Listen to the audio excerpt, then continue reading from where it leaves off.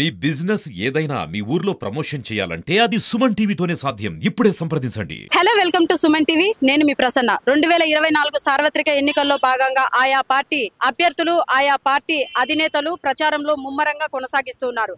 ఈ నేపథ్యంలోనే కడప జిల్లాలో మాజీ ముఖ్యమంత్రి చంద్రబాబు నాయుడు టీడీపీ అధినేత ఈరోజు కడపలో ప్రజాగలం బహిరంగ సభ ఏర్పాటు చేయడం అయితే జరిగింది. మరి ఈ యొక్క సభ ఏర్పాట్లు ఎలా జరుగుతున్నాయి, ప్రజల ఆదరణ వారికి ఎలా ఉంది, వీటన్నిటి మీద వారిని అడిగి తెలుసుకునే ప్రయత్నం అయితే చేద్దాం. ప్రస్తుతం మనతో ఉన్నారు కడప జిల్లా టీడీపీ అధ్యక్షులు శ్రీనివాసరెడ్డి గారు. మరి వారితో మాట్లాడి ఈ బహిరంగ సభ ఏర్పాట్లు ఎలా జరుగుతున్నాయి, ప్రజలకు ఇక్కడికి వచ్చేటువంటి ప్రజలకు ఎటువంటి సదుపాయాలు వారైతే కల్పించారు అని సార్ మాటల ద్వారా మనం తెలుసుకునే ప్రయత్నం చేద్దాం. సార్ నమస్తే.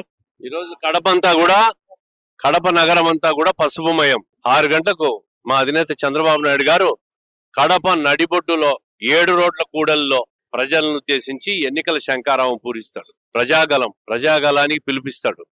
ప్రజలు స్వచ్ఛందంగా రాష్ట్రం కోసం, రాష్ట్ర ప్రజల కోసం, మీకోసం మార్పుకు నాంది పలకమని కోరే మీటింగ్ ఇది.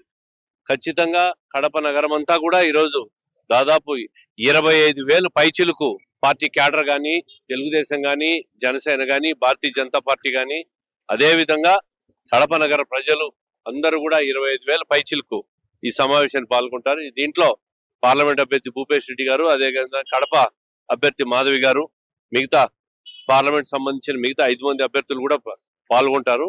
బీజేపీ జిల్లా అధ్యక్షులు, జనసేన జిల్లా అధ్యక్షులు, వారి క్యాడర్ కూడా పాల్గొంటారు. బ్రహ్మాండమైన బహిరంగ సభ. నభూతో నా భవిష్యత్ అనే రీతిలో గత 20 సంవత్సరాల్లో ఎప్పుడూ కడపలో నగరంలో జరగని రీతిలో కడప నడిబొడ్డులో జరుపుతున్నాం. వైసీపీకి ఒక సవాల్ విసురుతున్నాం. 7 స్థానాలు పార్లమెంట్ స్థానం తెలుగుదేశం పార్టీ, భారతీయ జనతా పార్టీ కూటమి అభ్యర్థులు ఖచ్చితంగా ఘన విజయం సాధిస్తారు. సార్, ప్రజల నుంచి టీడీపీ పార్టీకి ఆదరణ ఎలా ఉందంటారు సార్? ఆదరణ చాలా బాగుంది. ప్రజల నుంచి స్వచ్ఛంద సపోర్ట్ వస్తా ఉంది. ఎందుకంటే ప్రజా వ్యతిరేకత ఈ ప్రభుత్వం పైన తీవ్రంగా, ఇచ్చిన హామీలు ఒకటి నెరవేర్చలేదనేది ఒకటి, తీవ్రంగా విమర్శలు ఉన్నాయి. మొన్న మేనిఫెస్టో రిలీజ్ చేశారు. అది కుల్లి కంపు పట్టిపోయిన మేనిఫెస్టో. ఆ మేనిఫెస్టో రిలీజ్ చేసినప్పుడే ఈ ప్రభుత్వానికి, ఈ ప్రభుత్వ అధినేత జగన్మోహన్ రెడ్డి గారికి విషయం అర్థమైపోయింది. ఇంకా ఓడిపోతున్నామనేది వాళ్ళకు ఒక నిర్ధారణకు వచ్చేసారు. 160 స్థానాలు రోజు రోజుకు గడిచే కొద్దీ గ్రాఫ్ పెరిగిపోతా ఉంది. ప్రజల నుంచి స్వచ్ఛందంగా బయటకు వస్తున్నారు. ఈరోజు మేము పార్టీలో చేరుతున్నామని మాకు కడప నగరంలో అయితే 24వ తేదీ నామినేషన్ వేసిన రోజు చూస్తున్నాం. మాకు టైం స్పెండ్ చేయలేకపోతున్నాం. అంతమంది పార్టీలు చేరుతున్నారంటే ఈ ప్రజా వ్యతిరేకత కానీ, చంద్రబాబు నాయుడు గారి మీద నాయకత్వం మీద నమ్మకం కానీ ఏ విధంగా ఉందో మీరు అర్థం చేసుకోవచ్చు. సార్, ఇప్పుడైతే ఈ బహిరంగ సభలో ప్రజలు చాలా మంది వస్తారు. మరి వారికి ఎటువంటి భద్రతా సిబ్బందిని మీరు ఏర్పాటు చేశారు సార్? గోకులాట్ కూడల్లో పోలీసులకు పర్మిషన్ పెట్టాం. కానీ పోలీసులు ఏం ఆలోచించారో ఏమో, అధికార పార్టీ నేతలకు తలొగ్గారో, అధికార పార్టీ నేత భయపడ్డాడో మాకు తెలియదు. కానీ మా గోకులాడ్జి దగ్గర పెట్టాల్సింది ఇక్కడికి తీసుకొని వచ్చారు. ఏది ఏమైనా ఇది కూడా కడప నడిబొడ్డే.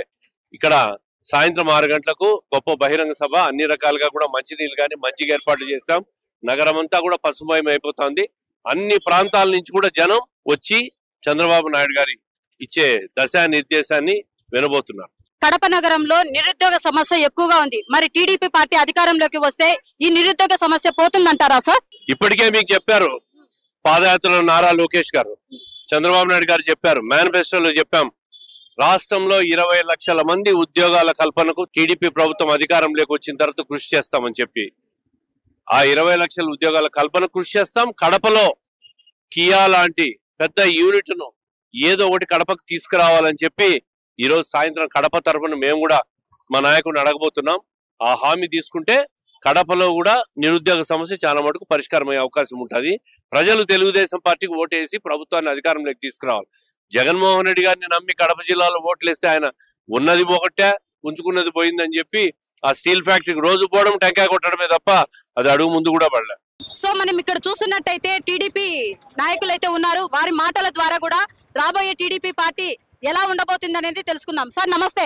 నమస్తే అమ్మా. సార్ మీ పేరేంటి సార్? నా పేరు జిలాని బాషామా. నేను స్టేట్ మైనారిటీ వైస్ ప్రెసిడెంట్. ఈ యొక్క ఇప్పుడు జరగబోయే ఈ రోజు సభలో స్వచ్ఛందంగా అన్ని బీసీలు, ఎస్సీలు, మైనారిటీలు అందరూ ముక్కమ్మడిగా వచ్చి ఈ సభను జయప్రదం చేస్తామని నేను చెప్తున్నానమ్మా. ఎందుకంటే సమస్యలు ఎప్పుడు అట్లే ఉన్నాయి కానీ బీసీలు ఎస్సీలు ఎస్టీల మైనార్టీల కార్పొరేషన్లు అంతా పక్కన పడిపోయినాయి. వీళ్ళ డెవలప్మెంట్ ఏమీ లేదు. ఫండ్ అంతా తీసుకొని పోయి నవరత్నాలు అని చెప్పి పక్కన పడేసి ఆ నవరత్నాలు ఏమి డెవలప్మెంట్ లేదు. ప్రజలందరూ వాళ్ళ జాతికి సంబంధించిన అభివృద్ధి కార్యక్రమాలు చేయకుండా కుంటుపడినాయి కాబట్టి వాళ్ళలో పూర్తిగా వ్యతిరేకత వచ్చింది. ఇప్పుడు వైఎస్ఆర్ పార్టీ పైన, జగన్మోహన్ రెడ్డి పైన. కడపలో కూడా ఎటువంటి డెవలప్మెంట్ జరగలేదు. ఆయన జగన్మోహన్ రెడ్డి గారు ఒక సీఎం, డిప్యూటీ సీఎం అంజద్ బాషా గారు, వీళ్ళు కడపకు ఎటువంటి అభివృద్ధి కార్యక్రమాలు చేశారనేది ప్రజలకు చూపించుకోలేకపోతున్నారు. సార్, ప్రజలు తెలుగుదేశం పార్టీకి ఓటు వేయాలంటే అది ఎందుకు వేయాలి? అభివృద్ధి దీనికి మెయిన్ కాజు. ఏమంటారు అంటే మన నాయుడు గారు ఆల్రెడీ హైదరాబాద్ ఏ విధంగా డెవలప్ చేసి పెట్టారో దానికి ఒక మంచి ఎగ్జాంపుల్ ఏమంటే హైదరాబాద్ అండి. ఈ రోజు మనం విడిపోయినాం కాబట్టి ఈ రోజు మళ్ళీ ఈ స్టేట్ కు మన నాయుడు గారు ఉంటేనే మళ్ళీ అభివృద్ధికి మనకు బాట అవుతుంది. కానీ ఈయన తప్పితే వేరే వాడు ఎవరు లేరని చెప్పేసి మన అందరికీ స్టేట్ వాళ్ళందరికీ అర్థం అయిపోయింది. అడిగింది ఒక ఛాన్స్, ఒక ఛాన్స్ అయిపోయింది. ఇప్పుడు మనకు బాబు రావాలి, ఈ స్టేట్ డెవలప్ కావాలి. సార్, మరి ఈ 7 రోడ్స్ కూడలిలో అయితే చేశారు. మరి ఇక్కడ వచ్చేటువంటి రాకపోకలకు ప్రజలకు ఎటువంటి ఇబ్బంది కలగకోకుండా మీ వరకు ఎలాంటి సేఫ్టీస్ కానీ భద్రతా సిబ్బందిని కానీ ఏర్పరిచారంటారు? ఆల్రెడీ మన మాధవి మేడం కానీ మన వాసువన్న కానీ ఏదని ఆల్రెడీ మన ట్రాఫిక్ పోలీస్ వారు కానీ మన ఎస్పీ గారితో మాట్లాడి ప్రజలకు ఎటువంటి ఇబ్బంది కలగకూడదని చెప్పేసి ఉన్న ఈ 7 రోడ్స్ అంటే 7 రోడ్స్ ఉంటాయి మనకు. దీనికి 3 రోడ్డులే మనం యూజ్ చేసుకుని మిగతా 4 రోడ్లు వచ్చేసి ప్రజలకు కావాలని చెప్పేసి మనం కొంచెం సాక్రిఫైస్ చేసి ఈ 4 రోడ్లు ప్రజలకు 3 రోడ్లు మనం తీసుకున్నాం. కానీ మనం ఎటువంటి అసౌకర్యానికి దీనికి మనం సపోర్ట్ చేయలేదు. కెమెరామ్యాన్ సూర్యతో మీ ప్రసన్న.